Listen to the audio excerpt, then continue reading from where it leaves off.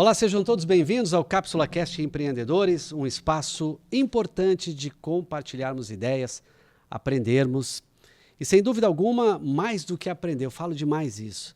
Não adianta você ter conhecimento de sobra e execução de nada. Você fica um teórico maravilhoso, mas sem resultados. E eu amo teoria, mas teoria colocada na prática fica bem melhor, né? Hoje eu quero apresentar o meu convidado. Aliás, fazia tempo que a gente tinha falado de estarmos aqui nesse podcast e hoje conseguimos. A agenda dele está aqui, Carlos Delarrey.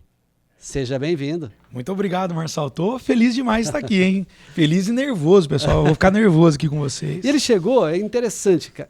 A hora que eu estava hoje cortando o cabelo, porque eu falei, vou entrevistar o Carlos Delarrey, preciso cortar o cabelo, preciso uma camisa nova. Eu fui ontem fazer a barba. Eu fui fazer a barba ontem. Estamos falando do Profeta Barbearia, vocês vão conhecer daqui a pouco. E aí eles disseram assim, cara, ele está cortando o cabelo aqui, ele não perde tempo, ele está lendo um livro aqui quando ele está cortando o cabelo. Eu falei, é o Carlos Delarrey mesmo. E aí ele me trouxe este livro aqui. Quero começar, antes de te apresentar, que legal. Por que você trouxe esse livro para mim? Dicotomia da Liderança. Esse livro, eu li ele ano passado, esse livro.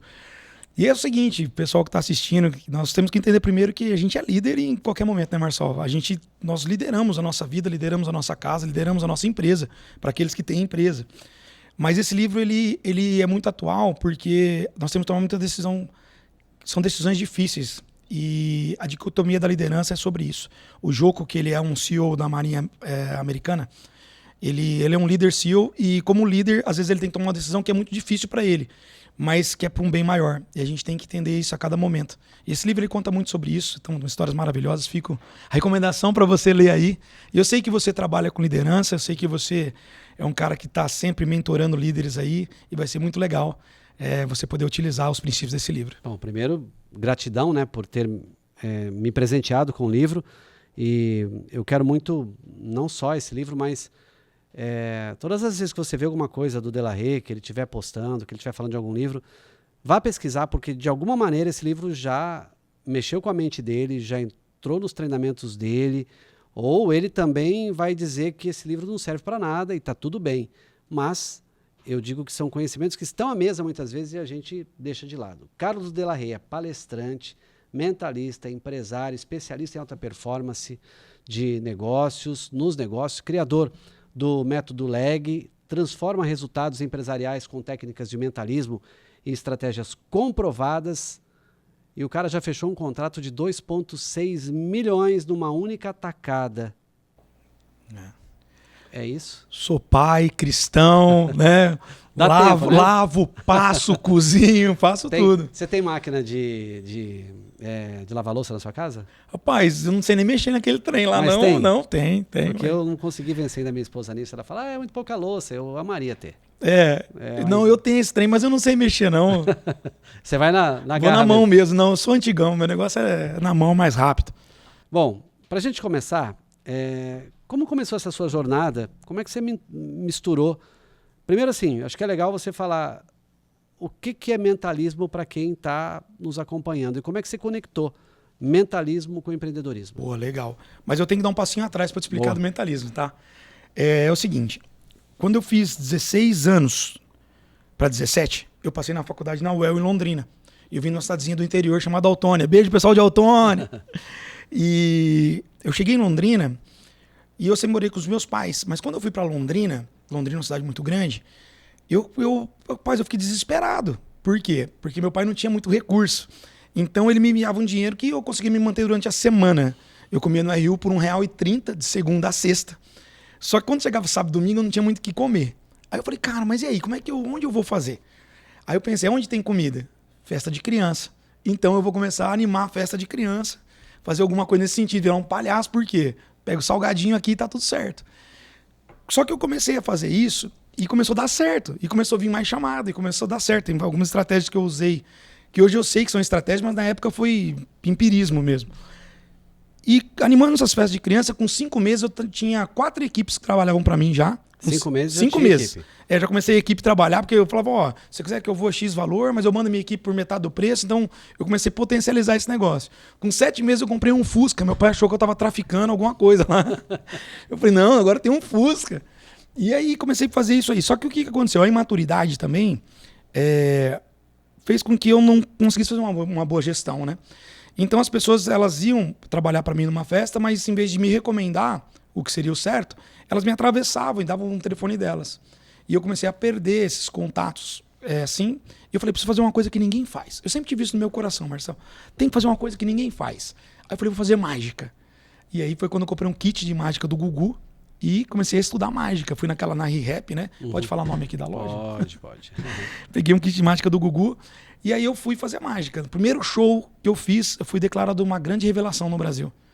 Eu era tão ruim que eu revelava todos os números no final. Era um terror, um desastre. E aí comecei a estudar mais, porque eu sempre acho que, né, você pode ter o talento, mas você tem que se aperfeiçoar sobre isso. E dentro da mágica, aí agora a gente chegou no mentalismo, tem um ramo que chama mentalismo, né, que é um ato de mente, de você estudar percepção humana, né, estudar psicologia humana. E aí o mentalismo, eu fui campeão brasileiro de mentalismo, fiquei no SBT durante muitos anos com o Silvio Santos, Ratinho, Eliana, Domingo Legal, enfim, com mentalismo. Foi o que me levou para a televisão durante 5 anos no SBT em rede nacional. E o mentalismo eu uso até hoje nas minhas palestras, mas aí como forma de didática, né, de exemplificar as coisas. Uhum. E tem como dar um exemplo de como isso é utilizado? Ou... Claro. Por exemplo, quando eu preciso explicar para a pessoa que a gente tem o poder de influenciar uma pessoa da forma com que a gente fala e como a gente fala. Uhum. Então a habilidade de comunicação é uma das maiores habilidades que nós temos. E aí eu vou explicar, eu explico para a pessoa que as coisas vão acontecer ali no palco, como eu quero que aconteça, mesmo que elas não queiram que aconteça. Uhum. E eu começo a conduzir um ato, e no final tem uma previsão que explica exatamente que tudo iria acontecer daquela forma e tal. Uhum. Então por quê? Aí depois eu explico como é que eu faço isso, né? Quais são os mecanismos que se faz isso para que isso possa acontecer. Mas basicamente é isso, eu só quero ilustrar, né? Eu uso hoje a mágica com um fim mais lúdico para ilustrar um conceito, uma técnica ou algo nesse sentido e deixar mais divertido o show também, porque fica menos, até porque você vai falar às vezes de performance, aumento de vendas, claro. e nessa hora o básico que se faz, né? Eu imagino que não convence mais, as pessoas estão cansadas de mais do mesmo, né? E aí você conecta o mentalismo no empreendedorismo, primeiro para você, no intraempreendedorismo e depois para fora. Sim, claro. Eu acho que quando o ato de empreender, né? Quando a gente pega no francês, se eu não me engano, é sobre assumir responsabilidades, né? Assumir o risco. Uhum. Isso é empreender, né? Então todo mundo que tem um negócio, ele está assumindo um risco, né? Hoje, aqui, eu sei que esse programa vai ficar gravado, então, mas amanhã vira mês. Amanhã eu já tenho mais 4 semanas para levantar o salário de todo mundo. Uhum. Né? Isso acontece. É assumir o risco. Empreender é isso. E a mentalidade hoje estruturada é muito importante para qualquer empresário. Né? Você tem que ter um equilíbrio emocional muito grande para você entender que a cada 4 meses você tem boleto para pagar, tem cliente para responder, satisfação você tem que manter mais alto, concorrência correndo aí e o mercado muito rápido em tudo, né? Tá sempre muito rápido. E você criou um método específico, né? Queria que você falasse um pouco do método e como esse método alavancou os seus negócios hoje. O método eu criei agora, porque assim, ó, o que eu vou falar aqui é convicção minha, Marçal, não é assim, não quero atribuir, nem quero que ninguém tenha isso como verdade absoluta. Uhum. Se te servir, retém, se não, de boa. Eu acho que assim, no empreendedorismo, primeiro a gente cresce, depois a gente organiza.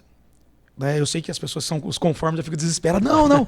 Mas assim, eu acredito muito. Nós crescemos e organizamos. Crescemos e organizamos. É errado organizar e crescer? Claro que não. Só que você vai gastar muito recurso inicialmente para se organizar tudo. Depois você vai crescer e pode ser que você cresça e o seu produto chega para o seu cliente e você tem que reestruturar de novo. Então, quando eu fiz esse método agora, depois de 20 anos empreendendo, eu parei e olhei a minha trajetória e falei, poxa, o que me trouxe até aqui? Quais habilidades, né? Hoje é muito bonito falar skills, né? Uhum. Quais skills, né? Mas a verdade é o que eu aprendi debaixo do sol que me fez chegar até aqui. E aí eu criei o LEG ao cubo, liderança, estratégia e gestão. E ele é ao cubo porque ele tem que ser profissional, pessoal e espiritual. Né? Então, liderança, estratégia e gestão dá para esses 3 patamares. E ainda dentro desse triângulo, eu desenvolvi assim, como é que existe um relacionamento do negócio com o dono do negócio do negócio com o cliente e do cliente com o dono do negócio, porque são relacionamentos diferentes. Então, eu vou passar isso aqui rapidinho, dando um resumo aí, né? Como é que o meu negócio ele se comunica com o meu cliente? Eu chamo de temperatura isso. O meu negócio ele tem que ficar sempre aparecendo para o meu cliente. Meu cliente vai ter que ver no Instagram, ele vai ter que ver alguma coisa acontecendo, porque às vezes ele nem quer comprar agora, mas ele tem que ver o meu negócio. O meu negócio tem que aparecer para ele de alguma forma. Alguém tem que te falar para ele. É a temperatura. Quanto mais elevada essa temperatura, mais contato ele tem com o meu negócio. Como é que o meu negócio ele se comunica com o meu produto? Ele se comunica com congruência, ou seja, tudo que eu posto, tudo que eu falo, tudo que eu dito, o meu produto tem que exalar aquilo. Se eu falo, né, se eu tenho a verdade como princípio, a garantia, isso tem que se comunicar. E o meu produto, ele vai se comunicar com o meu cliente através da entrega, né, da entrega da verdade. Então esse triângulo ele existe dentro desse método. E aí você vai desenvolvendo ele e vai vendo cada passo para que tudo dê certo. Qual foi o maior truque que você, a gente está chamando até entre aspas, né? Qual foi o maior truque mental que você usou para manter os seus negócios em alta? Vamos lá. Quem faz truque é cachorro, hein, Marçal? Aqui Ó, qual é a... É entre aspas. Não, é claro, é evidente. Mas qual é a maior habilidade para manter os negócios funcionando? Eu tenho convicção no que eu vou falar agora. Equilíbrio espiritual, cara, e a dependência de Deus, né? Uma vez eu estava aqui, acho que você vai se lembrar, e eu até lembrei, você lembrou onde estava em Gênesis 32, fala de Bezalel, né? Então a todos aqueles ao qual o Senhor te dá muita habilidade, a gente tem que sempre reconhecer que a gente está às asas do Senhor, né? Bezalel foi o cara que esculpiu a Arca da Aliança, tinha dons artísticos, era o cara, e tinha tudo para falar, eu sou o cara, porque foi escolhido por Deus para fazer onde Deus iria habitar. Só que a palavra Bezalel é aquele que caminha à sombra do Senhor. Então, a maior habilidade é reconhecer que nada vem de mim, nada vem de quem criou lá nos produtos dentro da minha empresa.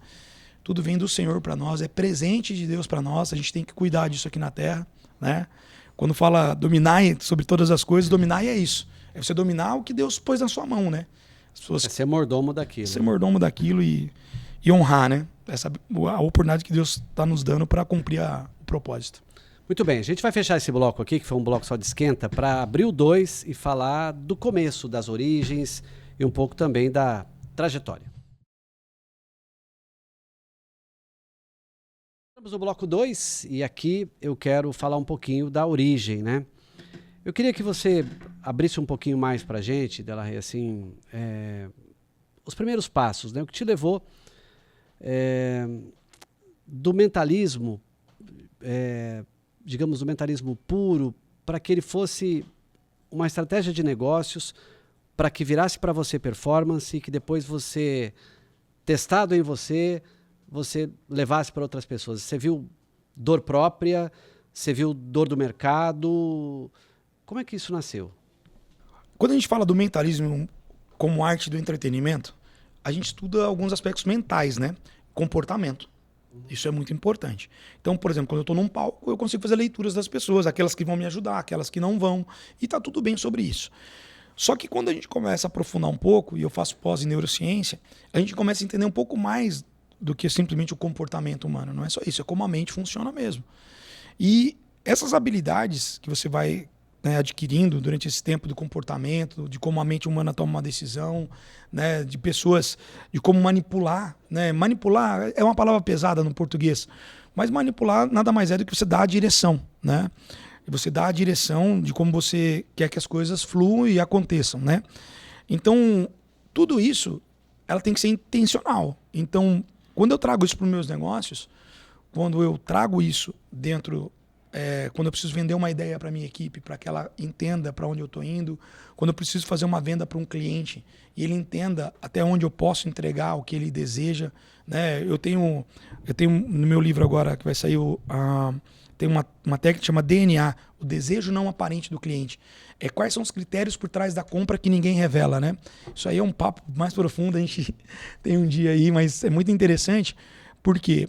Porque, para mim, e dentro do que eu já estudei, toda compra ela tem origem num pecado, cara. É incrível. Só que ela tem que ter a finalidade, o final dela tem que ser numa virtude. Né? Porque se ela ficar só no pecado, é aquela Mesmo compra que errada. o princípio fosse o pecado. Porque a compra é errada. Porque assim, o homem é pecador. Né? Nós somos pecadores. Então, por que você compra? Por ganância, por luxúria, por inveja. Por isso. É por isso. Por que a gente tem 10 pares de sapato? A gente só precisa de um. Entende? Ah, não, tem luxúria. Né? Por que eu fico trocando o carro? Por luxúria. Só que o final dessa compra, ela vai se tornar um pecado mesmo se ela não for para uma virtude. E você tem 3 virtudes teologais e 4 virtudes cardeais, né? Uma delas é a justiça, que é como você se relaciona com o outro. Então, dentro da minha empresa, a virtude da justiça tem que sempre prevalecer. Então, o que eu vendo para você tem que ser justo e íntegro. Por isso que não tem problema no aspecto final, né? Então, você ter toda essa narrativa para que tudo funcione é muito interessante. E é isso, mentalismo, neurociência, como trabalhar com isso, é isso. Como é que foi pivotar essa ideia de empreender nesse nicho de trabalhar com a metodologia, usando o mentalismo, criando o método? Você pivotou, você se lançou, porque eu te conheci quando você, e acho que você ainda certamente não vi recente, mas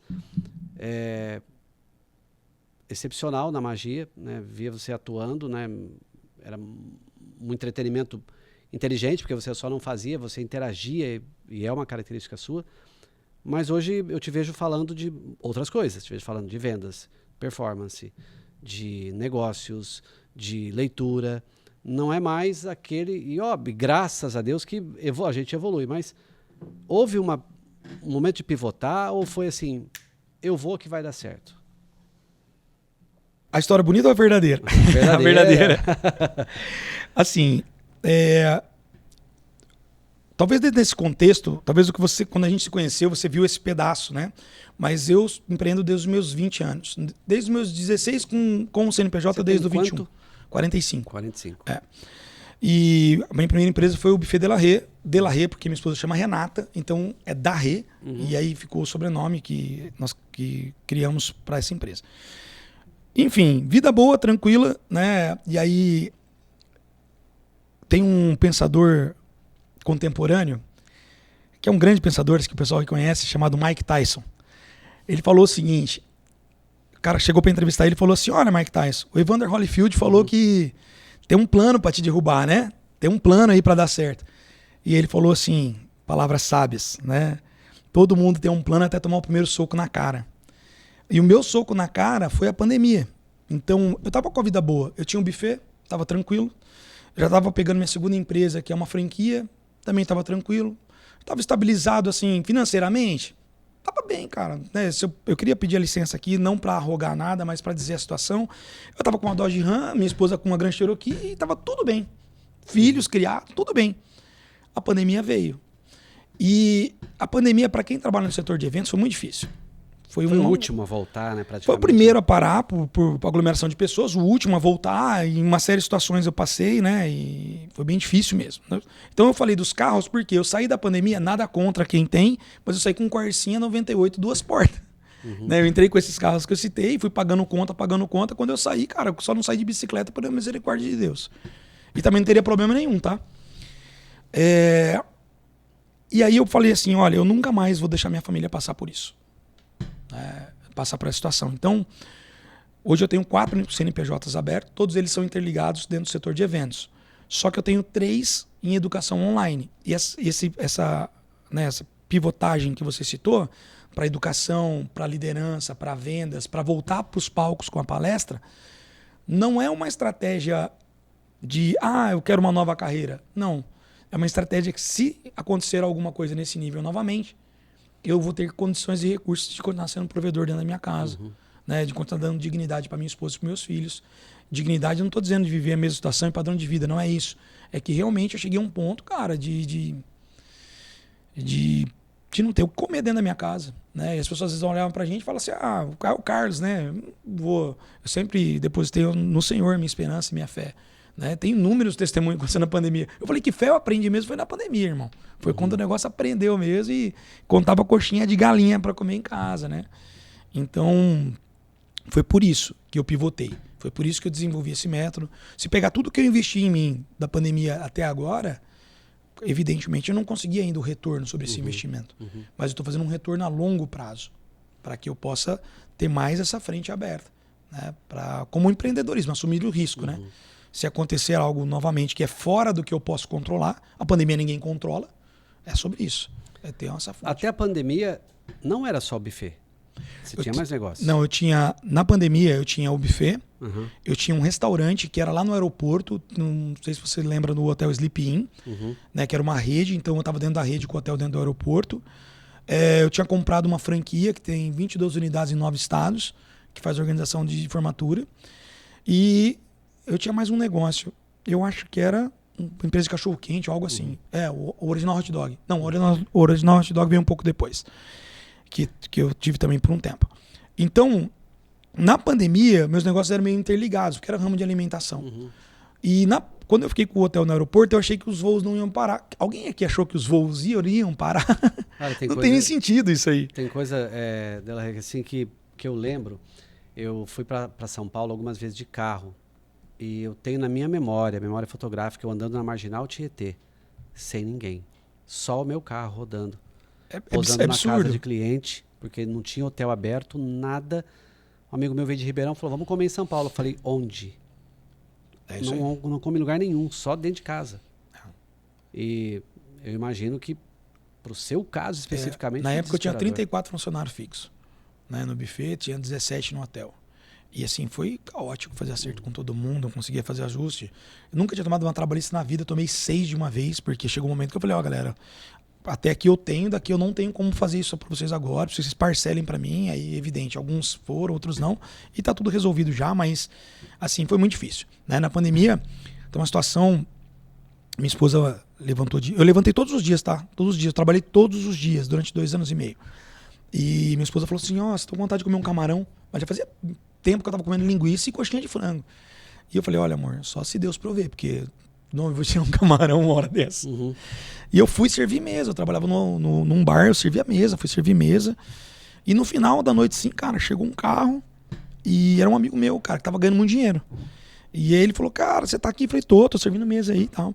Ele falou assim, olha, eu queria que você não ficasse chateado, mas eu fui no Coco Bambu lá em Londrina. Tava aberto, aqui em Maringá tava fechado, tava aberto. Eu falei, não, o que foi? Ele falou, não, sobrou. Um arroz cremoso com camarão, eu queria te dar. Eu falei, meu amigo... Eu cheguei chorando em casa. Falei, você pediu camarão, Deus proveu. 6 camarão, 3 para cada um. Foi pela graça e pela fé de Deus nesse período. Então esse foi um período de muito aprendizado. Foi um deserto muito difícil, sabe? Muito difícil. E o boom mesmo, então, desse novo momento seu, você falou que ainda não recuperou todo o investimento que você fez em você, em conhecimento, vem então depois da pandemia. Porque o método, ele nasce no meio da pandemia, pós-pandemia... Ele nasce com a experiência das palestras. Como é que nasceu o método? Aí vem a loucura do negócio. Porque eu estava muito arrebentado mesmo, com a cabeça batida no liquidificador. Às vezes o empresário, cara, ele passa por esses momentos difíceis, né? E eu me lembrei de uma palavra, fala que minha origem é germânica, né? Meu sobrenome é Berbert, é alemão. E... Tem uma história, não sei se isso é uma realidade, que a palavra líder vem de Leighton. Leighton, ele é um símbolo de uma tribo da Normandia. Como tem aqui o pajé, né? Então, Leighton é o cara que conduzia o povo durante a neve. Então, ele morava numa tenda de iaque e sempre tinha óleo de baleia na tenda dele. Porque durante o verão, todo mundo caminhava, mas no inverno, Leighton tinha que ir na frente liderando o povo, porque ele sabia onde, se alguém já viu neve, sabe que você não consegue enxergar nada, porque o povo não caísse nos precipícios. E essa palavra veio no meu coração, por quê? Porque eu falei, cara, é o momento desse momento agora, eu preciso ser guiado por um mentor. Eu preciso ter uma pessoa que pegue na minha mão e me explique esse novo processo agora, né? Eu vou voltar a trabalhar, eu vou continuar, né? Mas eu preciso entender agora esse novo momento da minha vida. E aonde você está, para onde você quer chegar, o que te diferenciar é a distância que você tem. Né? É um conhecimento que você não tem e que alguém tem. E 3 coisas impedem de a gente chegar lá. Preguiça, burrice ou arrogância. Cara, eu não sou um cara preguiçoso, eu não me considero um cara burro. E às vezes eu sou arrogante, então eu tenho que baixar a cabeça aqui e falar, eu não posso ter isso no meu coração, eu tenho que ter um coração ensinável. E eu comecei a pegar na mão de alguns mentores, né? E aí eu comecei a pagar mesmo, porque é digno isso, né? Pagar para que os mentores pudessem me ajudar. Então eu fui aprender lá, olha, como é que entra na questão de palestras do setor de RH, né? Então eu palestrei agora no CBTD, me inscrevi no CBTD e não passei. Pessoal do CBTD, me dá uma chance. Eu fui palestrar no BRH do Piauí, né? Fui palestrar lá, então comecei a viajar porque as pessoas foram pegando a minha mão e foram me conduzindo. E aí eu entendi um pouco sobre esse mundo da internet, que é onde nós estamos agora. E aí eu comecei a estudar um pouco sobre isso. E o maior aprendizado foi que não tem certo e errado nesse negócio, né? Você tem pessoas, né? Tem métodos. E aí eu comecei a escrever meu método, comecei a escrever algumas versões dele. E aí eu cheguei agora um método que eu tenho convicção que pode ajudar alguns empresários que estão jogando o jogo que eu jogo, né? Ou que estão um passo atrás. Os que estão um passo à frente eu tenho que aprender, mas quem está um pouquinho atrás eu posso ajudá-los a chegar a faturar aí uma boa quantia financeira se precisar, né? É evidente. Muito bem, a gente está fechando também aqui o bloco 2 e a gente vai fechar esse bloco, mas antes de fechar o bloco, a gente falou aqui na abertura de um parceiro aqui de caminhada do Cápsula Cast, que é o Profeta Barbearia. E eu tenho a alegria de tê-los aqui no podcast, porque mais do que apoio, eu conheço o que eles entregam lá e eu não faço muita questão, às vezes, do que me pagam para estar aqui, mas do que entrega para quem eu indico. E aí eu vejo uma qualidade enorme no trabalho que o Caleb conduz ali no Profeta Barbearia. Vamos conhecer um pouquinho. A excelência não é por acaso.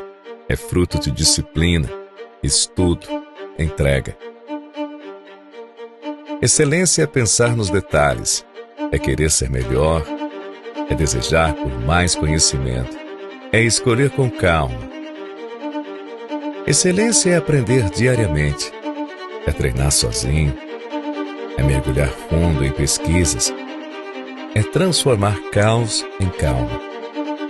Excelência é organizar os pensamentos, é nunca desistir, mesmo cansado, é não se contentar até encontrar a resposta, é ter paciência no processo. Excelência é buscar por eficiência, é repetir 1000 vezes até ficar perfeito, é refletir para evoluir, é cuidar de si para cuidar dos outros. Excelência é preparar o próximo passo, é não ver a hora de aplicar o que aprendeu,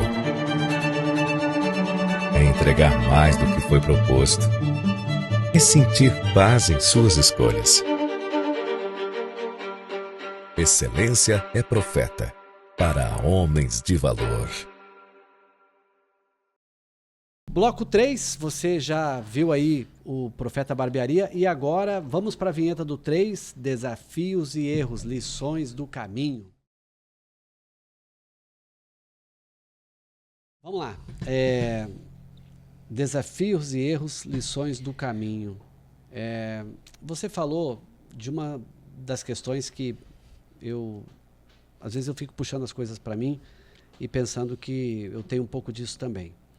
Você falou de uma das questões que às vezes a pessoa ela não vai conquistar por preguiça. Preguiça, burrice ou arrogância? Arrogância, ok. Eu também tiro as duas primeiras, mas eu também às vezes sou taxado, sou considerado arrogante. Eu falo que eu sou mais tímido do que arrogante. Esse item 3, em algum momento foi erro para você? Ele é uma coisa que eu brigo todo dia, Marcelo. Todo dia. A Bíblia diz, né? As muitas letras nos matam, nós viramos um espermologos, um ejaculador de palavras, e a gente acaba caindo aí no efeito Dunning-Kruger, né? Uhum. Eu acredito que a gente aprende, cara. Eu fui num congresso no Nordeste, na cidade de Natal. E aí eu desci e, assim, veio um menino muito jovem falar comigo. E ele falou, olha, eu queria te falar um negócio. Aí ele falou algo pra mim muito interessante. E aí, naquele momento, me veio uma verdade no meu coração, assim, ó. Ninguém é tão burro que não pode ensinar nada a ninguém. E ninguém é tão inteligente que não pode aprender alguma coisa com alguém. Então, a gente tá sempre entendendo isso, cara. Entendendo que a gente pode aprender, sim, com todo mundo. Independente de nível intelectual, independente de nível social. E controlar, né? Porque a impulsividade faz isso. A arrogância, evidente, me tirou muita coisa quando mais jovem. E eu brigo com ela todo dia, né? Todos os dias. Pecado. Então eu tenho que sempre entender isso. Quando você fala, pensando na analogia de José, por exemplo, né, eu falo que José do Egito, que foi do Egito depois, obviamente não era do Egito, até que os sonhos estavam com ele, tudo bem. Quando ele revela, aí as pessoas falam, quando ele revela os sonhos, começam os problemas. Só que eu leio o texto e diz assim, quando ele fala dos sonhos, os irmãos passaram a odiá-lo ainda mais, ou seja, já odiavam. Porque tinha uma túnica, claro. O pai tinha feito tal, alguma coisa nesse sentido. Eu tô dando essa volta, né? E você falou, eu sou um ID, né? Um alto I, de auto-influência e autodominância e tal. Você já errou falando assim para alguém de um sonho, de um projeto, daqui a pouco você viu isso rodando na mão de alguém? Você falou lá do começo, os meninos iam lá atender a festa, daqui a pouco eles estavam dando o cartão deles. Claro. E eu não estava participando mais do bolo. Você já errou por falar demais e perdeu a oportunidade, não digo nem de negócio, mas de projeto que alguém foi e levou? Só hoje umas 4 vezes. Só hoje? Todo dia eu falo demais. Minha esposa fala, olha, quem fala demais dá bom dia a cavalo, né? E eu falo, cara, eu gosto, eu vou falando. Só que depois que eu já falei também, né, a pessoa ela pega se ela quiser, né? Eu acredito muito também que os planos do Senhor são mais altos, sabe? Então, não é só o fato para eu estar falando, porque muitas ideias, né? É duro isso, porque às vezes uma ideia sua vai para a mão de uma pessoa muito de graça, né? E ela executa às vezes não da forma que você gostaria. E tá tudo bem. Eu não tenho problema com isso, não. E isso não é um problema para mim, sabe? Não tenho essa retenção. Se eu puder abençoar, tô abençoando. Mas é evidente. Já deixei muito dinheiro na mesa por falar demais, por intervir demais, né? Esses dias na aula da pós-graduação, foi uma situação muito constrangedora, né? Pelo meu ID ser muito alto. O professor estava falando sobre criatividade e ele dando uma aula e ele falou assim, olha, quem é mais criativo, né? Assim, uma criança ou um adulto? Aí o pessoal começou a falar, criança. E eu estava sentado. E eu comecei a olhar aquelas... Né? E ele falou, é uma criança. Aí eu levantei a mão. Eu falei, olha, eu li um artigo, né, agora, recente, da doutora Brita Andreatti, que ela diz que quem é mais criativo é o adulto. Eu gostaria de entender o seu princípio, né, de onde o senhor tirou isso. Aí ele falou assim, a sua fonte é muito boa, mas a minha é melhor, porque a minha são as vozes da minha cabeça. Sabe, aí o pessoal deu muita risada. Eu falei, cara, o que eu fui falar aqui, bicho? Expus o cara numa situação que não precisava ter exposto. Fui pedir perdão pra ele depois, mas realmente a minha dúvida era genuína. Então, por falar demais, assim, já fiz cada burrada, cara, cada intervenção tosca. Mas aqueles que caminham perto de mim já sabem, né? Já sabem que eu sou o rei da bola fora. Você esquece o nome das pessoas também, essas coisas ou não? Cara, eu brigo muito com isso, sabe?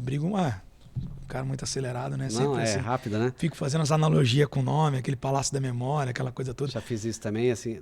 Aí depois, se você não pratica muito tempo, né, você acaba esquecendo. Mas eu fazia com o nome na testa da pessoa, uma característica. Aí quando eu dava aula, por exemplo, eu pegava e eu trazia os conteúdos para corrigir, né? Como é que eu vou lembrar daquele cara sobre a participação específica dele? Claro. E aí eu falava, esse cara é o cara da camisa amarela, né? Esse cara é o da barba bem feita e tal.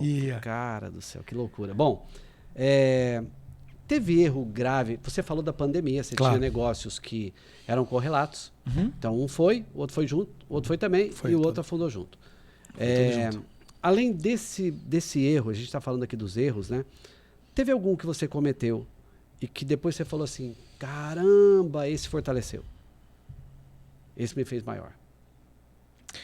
Marçal, eu entendi até a sua pergunta, mas assim, eu tenho um princípio dentro de mim, e eu ensino isso para meus filhos, tá?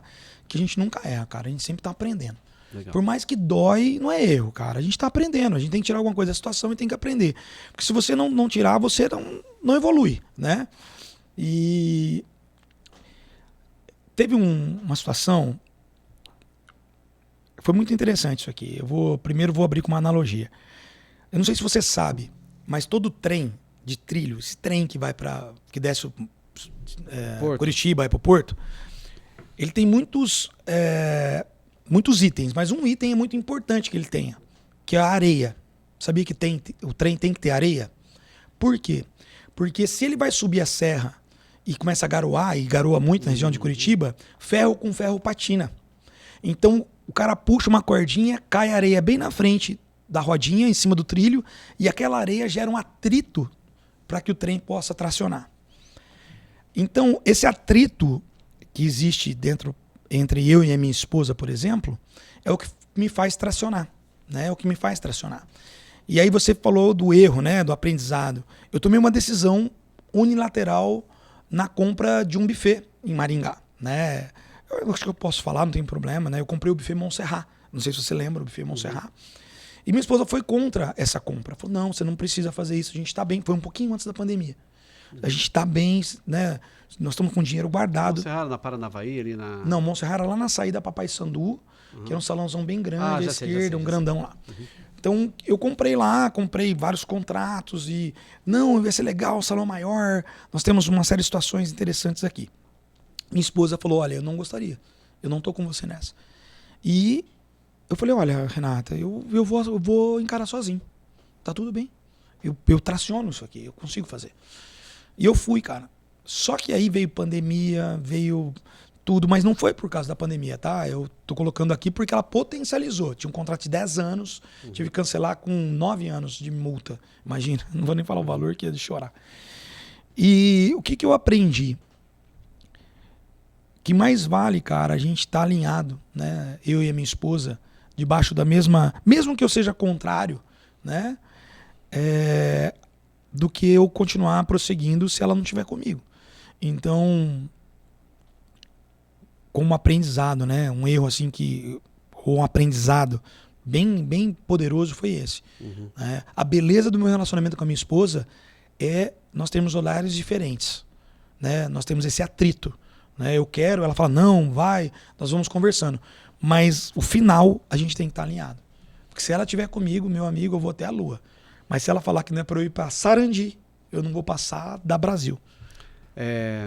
Eu te considero um cara muito inteligente. Isso não é... gratidão. Não é nada para... Não tem jabá, viu, gente? Eu não paguei ele aqui. E uma das coisas que talvez também eu até me emociono ao pensar nisso, eu falo que, da mesma maneira que você, o meu grande erro foi ter tomado uma decisão financeira unilateral que acabou com a nossa família financeiramente. Sim. E a minha esposa falou assim, mas será, amor? A gente precisa disso? Será que é importante para esse momento? Será que não é uma coisa que vai, de repente, colocar a gente em risco financeiramente? Eu bati no peito e falei assim, eu vou resolver. Deixa comigo. Eu sei o que eu estou fazendo. Resultado? É isso. Perdi o dinheiro. Isso resultou um livro. Então, qual é o aprendizado? Né? Não é o livro. Sim. O aprendizado não é o livro. O aprendizado é que meu relacionamento com a minha esposa ficou infinitamente melhor. E pela graça e pela misericórdia de Deus. Talvez ela pudesse falar assim, eu vou te dar um pé na bunda porque você assassinou tudo quando eu falei que não era para fazer. Ela não foi incisiva em não fazer. Talvez como a Renata também não foi. Mas ela deixou claro que ela não queria. Sim. E foi um grande aprendizado. Então, homens, não é sobre a esposa mandar em você, não é sobre ela determinar o que você vai ser, mas ouvir, né? A Bíblia fala que na multidão de conselhos há sabedoria, e eu emendo dizendo assim, ó, desde que os conselheiros sejam sábios. Não adianta eu ter conselheiro na multidão e que não tem sabedoria. E eu acredito que por nos conhecer, por caminhar perto da gente, por ver as nossas dores, as nossas esposas, quando sábias, são conselheiras extraordinárias. Valorize para não cair em buracos que você não foi empurrado, você mesmo se colocou lá. Nessa, só quero, né, complementar isso, é muito interessante isso, cara, mas assim, as pessoas falam assim, do lado de um grande homem tem uma grande mulher. Eu falo diferente, eu falo que tem que estar atrás de um grande homem, uma grande mulher. Aí a pessoa fala assim, machista, né, aquela coisa toda. Mas por quê? Porque talvez a minha esposa é meu bem mais precioso. Talvez não, com certeza. E por que tá atrás? Porque eu vou proteger ela com todas as minhas forças, né? Então, para tocar na minha esposa, você tem que me matar. Por isso que ela tá atrás de mim. Então eu sou feito ali como escudo para ela mesmo, né? E não é machismo. E num barco viking, eu gosto muito de guerra. Num barco viking, Quem toca o tambor tá atrás e quem põe o remo na água tá na frente. Então minha esposa, ela bate no tambor e eu coloco esse remo na água, Marçal, com uma força. Ninguém segura. Você não tem noção. E só que se ela para, eu, mesmo com vontade de remar, eu preciso tirar. Então eu acho que essa é a beleza do relacionamento, né? Então é sobre isso, sabe? É sobre não tomar uma atitude errada, não ter uma divisão, né? São duas visões. E no fim da noite, cara, quando a noite cai e a gente vai deitar, o pezinho que esquenta meu pezinho é da minha esposa. E eu gostaria muito que ela tivesse com o pezinho, né? Não bravo. Eu falo que todo mundo precisa prestar contas para alguém sempre, né? E eu li um bispo americano que ele fala que nós precisamos caminhar com pessoas que nos ensinem a morrer bem. E não que eu queira morrer, mas é bom a gente saber como vai chegar lá, né? E eu presto contas para minha esposa todos os dias. Ela pergunta como foi o dia, produziu, o que foi feito. Eu pergunto, e você, como foi e tal? E é uma responsabilidade que eu tenho, porque ela sabe quanto eu ganho, ela sabe que as pessoas pagam e remuneram bem você, me remuneram bem, para a gente entregar o melhor. E se eu não entrego o melhor, a primeira pessoa que vai saber que eu estou entregando o resto é ela. Porque ela vai saber da minha fala, que eu não vou mentir para ela. Então vale a pena a gente sempre considerar isso. Muito verdade isso aí. Eu queria fechar esse bloco pensando sobre fracasso. E às vezes, Carlos, as pessoas amam vir falar de sucesso. E uma das coisas que foram marcantes quando a gente falou de estar aqui juntos no podcast foi que você falou, cara, eu posso falar de tudo, de dor, de tudo. Tem alguma dor, algum resquício aí ainda de rejeição, de negócio que você ia fechar, e alguém falou, ah, não, esse cara é mágico, ah, não sei o quê. Você levou isso, você perdoou, como é que você... Cara, eu tive por muito tempo, quando eu era um pouco mais infantil assim, as pessoas brincam muito, né? O mágico, poxa, eu me considero um big do empresário, não assim o maior, mas assim, poxa, eu saí do nada. Então, antigamente, isso não é que me ofendia, mas falar, poxa, a pessoa não vê tudo que eu já fiz ou todo o meu esforço, mas é meu ego, é minha arrogância. Então tá tudo bem, a pessoa pode falar o que quiser. Vou até na sua casa fazer festa pro seu filho, aniversário, chama eu, comer docinho e fazer mágica. Pra lembrar os velhos tempos. Pra lembrar os velhos tempos. Mas muito assim, vou te cobrar uma bagatela de 15 mil reais. Tô brincando. Fácil. Mas assim, quando fala de erro, aí eu gostaria de trazer um princípio de um livro de Al Ries. Esse livro é de 84, chama-se Marketing de Guerra. E foi muito poderoso quando eu li esse princípio, tá, Marção? E eu entendi onde eu estava errando, assim, grandemente. Ele fala que todo empresário ele tem que saber que guerra ele está lutando. E só existe 4 frentes de guerra que você pode lutar. Não existe outras frentes. Ele é sobre um general alemão, né? Ele estava explicando sobre esse princípio, em cima da guerra, da Segunda Guerra Mundial. E ele falou o seguinte, você pode estar na posição de topo da colina, é o líder do mercado. É o cara que está lá no topo. Você pode ser o cara que está subindo a colina e atacando o cara que está no topo. Você pode ser o cara que vai flanquear. É o cara que vai ver onde ele está mais fraco, quem está no topo, e vai atacar por um flanco. Uhum. Ou você pode lutar uma guerrilha, que você, igual aos 300, você não quer lutar aquela guerra e vai ficar ali fechadinho na sua tribo e tá tudo bem. A guerra tá acabando lá com a Rússia, com o Irã e tudo bem. Você vai ficar aqui e tá tudo bem. Olha só, isso é o que o livro explica sobre guerra. Mas o que isso tem a ver com empreendedorismo? Vamos colocar aqui hamburgueria. Quem tá no topo hoje da hamburgueria no mundo? McDonald's, beleza? Beleza, tá lá em cima, vendendo milhões. Quem que ataca o McDonald's subindo? É o Burger King. E quando você se põe nessa posição, o que acontece? Você gasta muito dinheiro, está disposto a perder mais do que ganhar, porque você está buscando, tá? E aí, quando você entende isso, quem que sobe o flanco aqui? Quem que ataca um lugar que o Burger King é fraco? O Madeiro. O Madeiro fez hambúrguer gourmet, não é fast food. Então ele está por um flanco, ele está subindo um flanco. E quem que luta essa guerrilha aqui? É o Quicão Lanches, é alguém aqui de Maringá. Não, beleza, para lá esses caras são bons, mas aqui em Maringá o melhor lanche é o meu. E se eu não saber qual guerra eu estou lutando, eu posso usar a estratégia errada no movimento errado. E isso foi um erro muito grande. Então, às vezes, o orgulho do empresário, ele fala assim, vou dar um exemplo aqui, eu não entendo nada, eu só quero dar um exemplo. A pessoa está com luz solar, aquele negócio tá em alto isso aí, né? Então ele olha para um cara que tá lá em cima e ele fala, não, eu quero ser como ele. E ele começa a querer brigar para aqueles clientes daquele cara. Então ele tem que fazer o quê? Gastar dinheiro, buscar aquele cara. Por exemplo, no meu segmento que é formatura, é muito difícil uma empresa entrar aqui dentro de Maringá hoje. Nós somos 3 empresas que trabalhamos aqui só. Ah, mas por quê? Porque o CAC, o custo de aquisição do cliente é muito alto. Se o cara entrar, ele vai quebrar, irmão. Ele vai ter que gastar. Cara, a gente gasta por reunião R$1.000, R$2.000. É 6 meses fazendo reunião com os caras. Você gasta 30, 40, 50, 60 mil com uma turma que você perde. Então, você está disposto a colocar 50 mil num cliente e perder 50 mil? Tô. Então entra, vem pro jogo. Entende? Só que você tem que saber onde você tá. E quando você sabe onde você tá, você sabe que jogo você vai jogar. Você sabe que estratégia você vai ter. Você sabe que às vezes, por vaidade, você quer estar no topo. Mas, por exemplo, quem está no topo, o que faz? Só se defende? Não, quem está no topo se auto-ataca. Olha que louco isso. Você sabia que a Coca-Cola, durante 25 anos, foi o refrigerante mais vendido do mundo? E esse ano não foi? 2025 não foi? Não foi. Não foi. Foi a Coca-Cola zero. Ela se auto-atacou. Sim. Então, quem está no topo joga um outro jogo. Quem está subindo, está atacando em outro jogo. Você pode flanquear ou você pode defender o seu bairro, sua região. Tem uma série, Playbook, que fala da performance. Maravilhosa, né? maravilhosa. Sensacional, né? E tem uma parte... Eu anotei assim, os pontos que eu mais gostei. Um deles é que topo de montanha, o espaço é estreito e o ar é rarefeito. É aquela... Você vai cair. Quem falou isso aí foi aquela treinadora do basquete feminino. Que ela falou, o problema de você chegar no topo é que você tem que descer. Cara, foi fantástico. Tem que escalar de novo, né? Gosto de muitas coisas lá. A lei das 24 horas. Né? Chore ou celebre. Resolve 24 horas. É isso aí. Pressão, privilégio. Extraordinária também essa visão de pressão, privilégio. E prepare-se para o pior, você estará preparado. Gosto demais a visão do Playbook.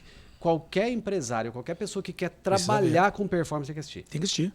É muito bom. E assim, eu tô para assistir de novo, para rever, porque tem coisa que eu acho que hoje eu tô mais com o couro mais duro para tomar umas pancadas que eles dão lá, né? Na época eu tava meio vulnerável ainda, né?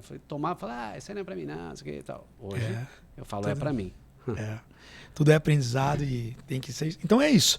É sobre isso. Eu acho que você tem que saber jogar o jogo certo, a estratégia certa, tirar sua vaidade de lado e acontecer. Tá tudo bem, o mercado tá aí para isso. Você tá grande hoje, amanhã vem um cara maior do que você. E qual é a estratégia que você vai ter para você continuar fazendo o quê? No final das 4 semanas, colocar dinheiro para pagar suas contas, honrar os seus funcionários, honrar a tua família e continuar assumindo os riscos nas próximas 4 semanas. Show. Vamos fechar esse bloco também. Boa. E antes de fechar esse bloco, o Flávio Pamplona Alfaiataria, também apoiador aqui do nosso Cápsula Cast. Esteve aqui num podcast comigo, o Davi, que hoje é o líder aqui do Pamplona em Maringá. Ele sucedeu aí, ele faz parte da sucessão, né? O Flávio fica em Londrina, o Davi Filho está aqui, Vinícius, que era o que conduzia a loja em Maringá, está em Curitiba, e Pamplona expandindo bastante, com uma qualidade enorme, e eu creio que você que não conhece, precisa conhecer.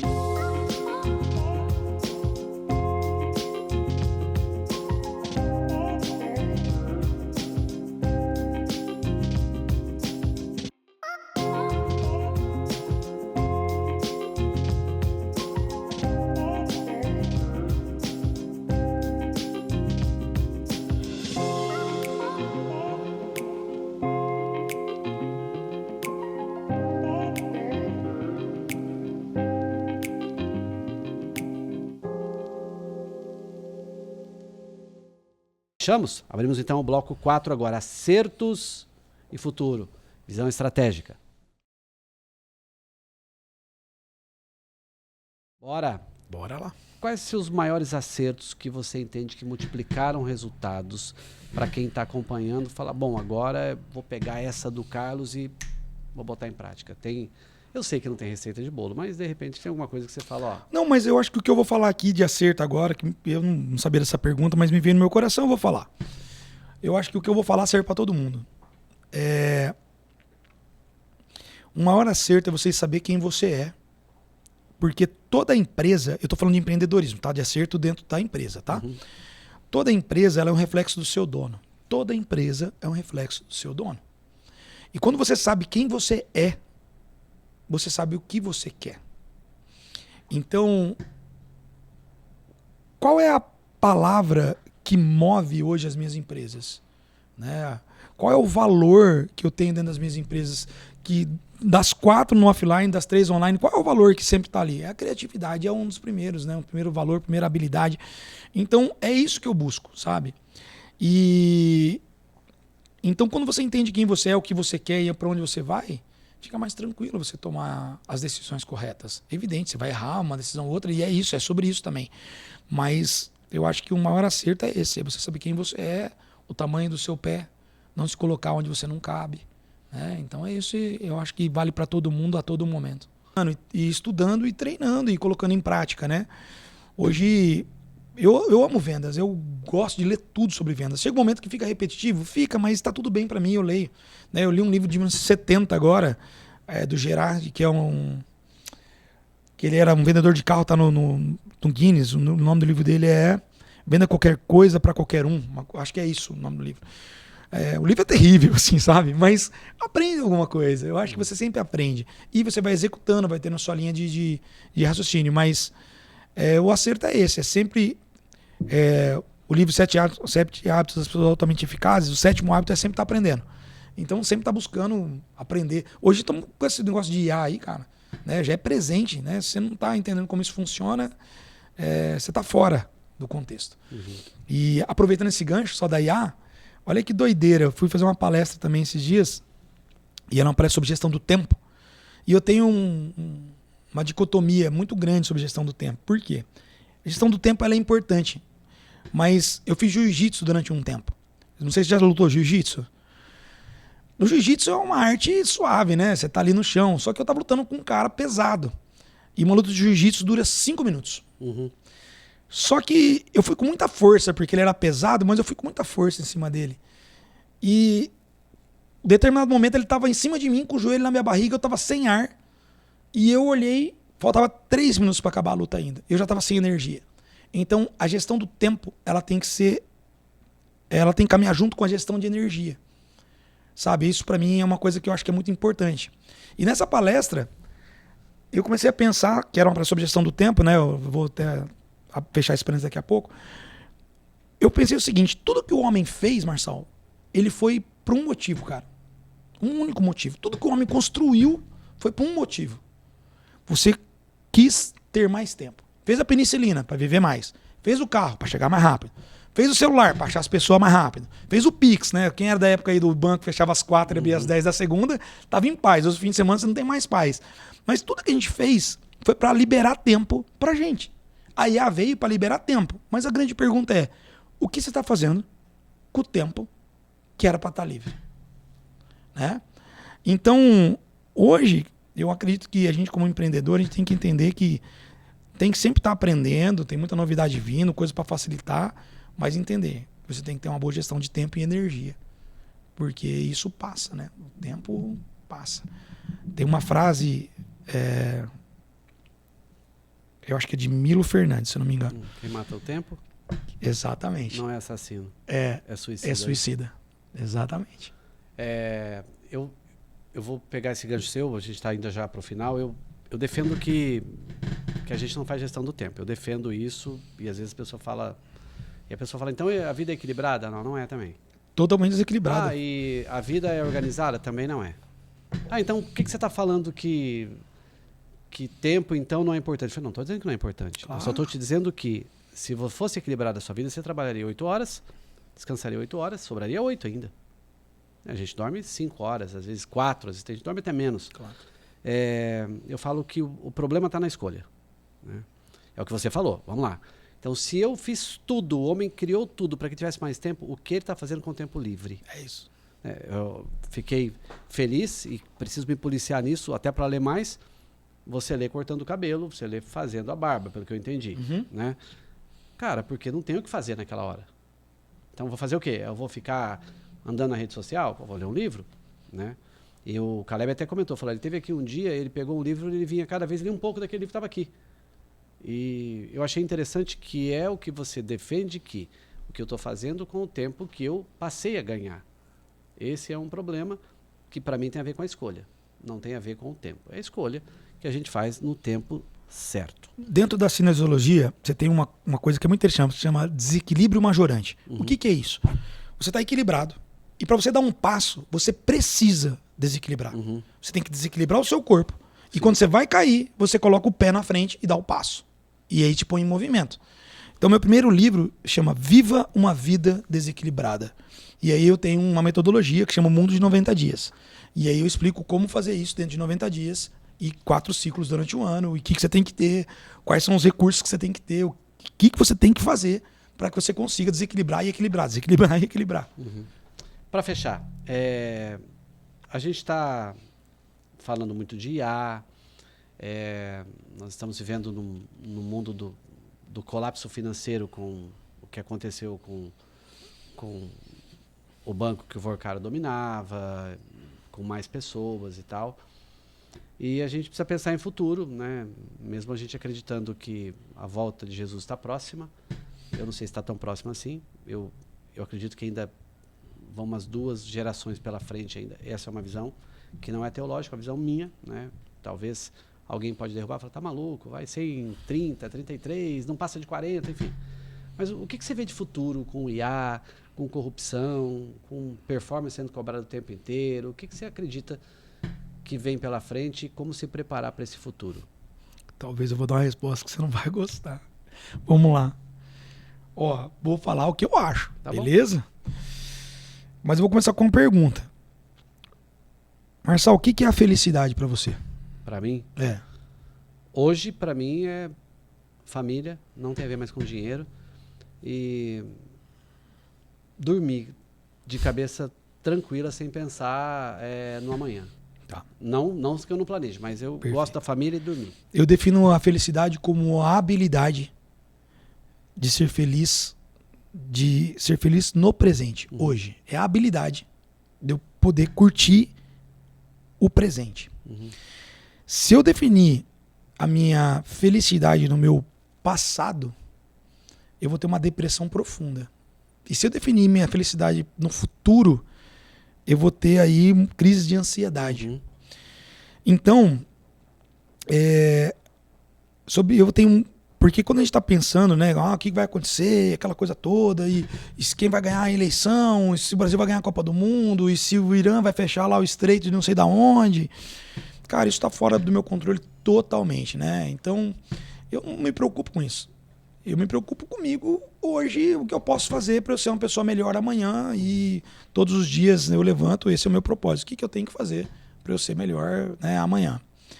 E uma coisa que me chamou muita atenção, né, nessas reflexões aí de felicidade, foi uma situação bem interessante. Talvez, né, faça sentido, talvez não. Mas olha isso. Eu preguei durante alguns anos numa casa de recuperação. E quando eu falava para os caras, né, conversava com os meninos ali, eu cheguei a uma definição de felicidade, uma ideia de felicidade um pouco diferente. Olha isso. Quais foram os momentos mais felizes da sua vida? Só pensa. Os momentos mais felizes da sua vida. Todos eles estão relacionados a um grande sacrifício. Todos. Por quê? Porque ninguém ali falava, depois de curado, que ele estava na casa de recuperação, falava pra mim assim, o momento mais feliz da minha vida foi o dia que eu enchi a cara de cocaína e fiquei muito doido. O momento mais feliz da minha vida foi o dia que eu fui lá, fechei o Playboy e dei umas porradas nele. E eu saí de galo. Ou saí com 10 mulheres. Não eram essas definições. Sempre era. O momento mais feliz da minha vida foi o nascimento do meu filho. O momento mais feliz da minha vida, que eu tive que abrir mão, é um sacrifício. Eu tive que abrir mão da minha vida de solteiro. É um sacrifício, eu tive que assumir uma responsabilidade. Entendeu? Eu tive que sacrificar. O momento mais feliz da minha vida foi meu casamento. O momento mais feliz da minha vida foi o dia que eu pude, né, comprar uma casa para minha mãe. Sabe? Então, a felicidade, ela tá conectada no sacrifício, cara. Sabe? No sacrifício. E isso quase nunca tem a ver com dinheiro para si só. Tem a ver com abençoar os outros, né?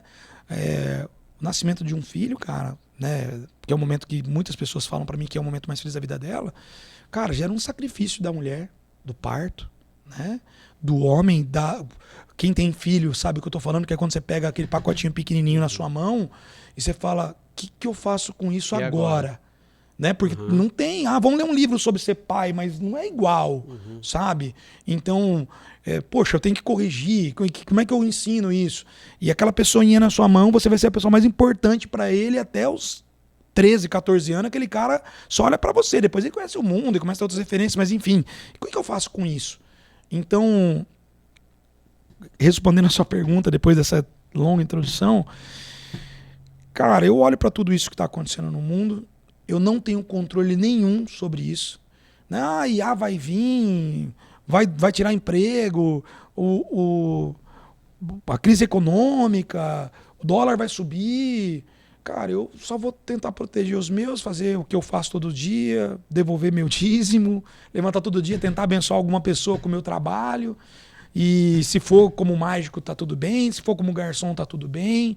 Se for o que for, sabe? Então, assim, é sobre isso, eu acho, né? É evidente, a gente tem que olhar, tentar olhar, mas eu não quero depositar a minha ansiedade, sabe? Tentando prever isso ou fazer o movimento certo. Porque se a gente parar um ano atrás, tudo que a gente pensava sobre IA tá tudo errado, né? Não tem nada a ver, o negócio já mudou para outro lado, já tá indo para outro... Então é sobre isso. Concordo contigo, eu falo que nós somos seres do presente, pelo menos deveríamos, né? Focados no passado e desesperados pelo futuro. Que palavra boa isso, hein? Tem para onde a gente mexer nisso, que é o controla, influencia, nem controla, nem influencia, né?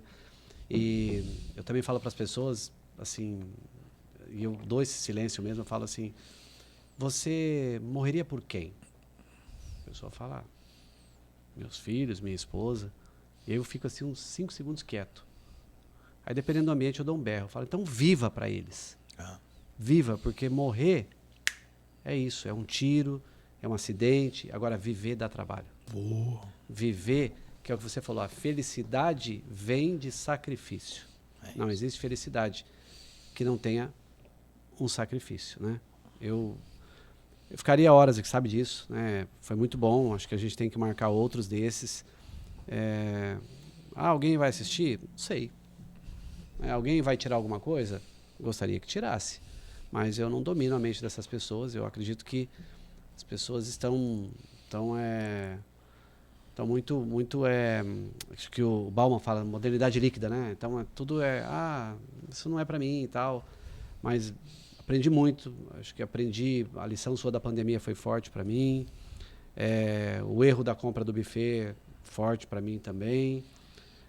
Um cara que pensa bastante, mas que diz que o que é o presente é a felicidade do momento, que a felicidade ela vem de sacrifício, né?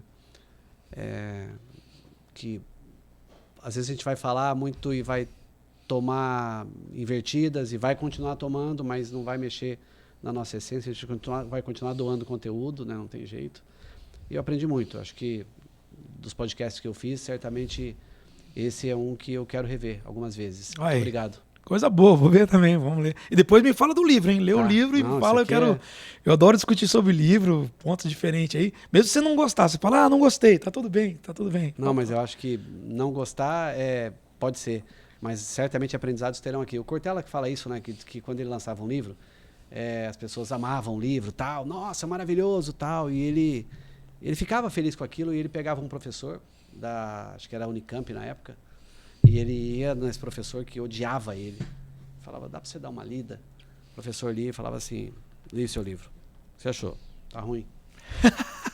Tá ruim? Mas onde tá ruim? Ele aterrava o problema. Tá ruim onde? Ele falava, página 88, você fala da dicotomia das personalidades e aquilo tá fraco. Cara, ele disse que não via a hora de chegar na casa dele, pegar a página 88 e ver a dicotomia da personalidade e falar, putz, ele tem razão. Ou então, deixa quieto. Você sabe que, complementando isso aí, esse Corte do Cortella é essencial. O Clóvis de Barros fala uma coisa muito interessante também, né? Também. Ele fala assim, ó, que quando ele falou isso, na pós que eu faço, ele dá aula, né, online, mas quando ele falou isso, eu me senti meio burrão, assim, sabe? Porque eu não entendi, mas depois eu entendi. Ele fala assim, ó,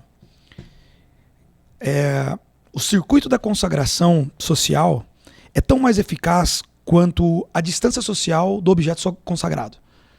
Aí eu, que é isso, cara? Aí ele contou a história de onde ele aprendeu isso, e ele deu justamente sobre isso, de um livro. Ele falou, olha, cara, se você escreve um livro e você dá para alguém que te ama, ele vai falar, tá lindo, né? Sua esposa vai falar, Marçal, seu livro é bom, hein? Pô, Carlão, que você achou do meu? Não, bom, tal. Mas se você tá andando um dia lá no aeroporto e passa um cara que nunca te viu e fala assim, Marçal, você fez o livro marcado, né? Cara, seu livro é muito bom. Qual dos 3 elogios tem mais peso? É evidente que é do cara que não te conhece. Uhum. E aí quando você retoma a frase, o circuito da consagração social é tão mais eficaz quanto a distância social do objeto consagrado. E aí você consegue ter a verdade, né? Quando o professor fala, olha, distante socialmente, fala assim, te desafio aqui a melhorar esse ponto aqui. É sobre a distância social, né? Essa distância social faz sentido, porque aí não tem menos coração, tem mais razão, né? Então talvez quando ele deixava o livro na mão do cara que odiava ele falava que odiava, talvez não, talvez o cara fosse um crítico apenas, né? Sim. E às vezes a gente encara o crítico como alguém que nos odeia, né? E não é bem isso, né?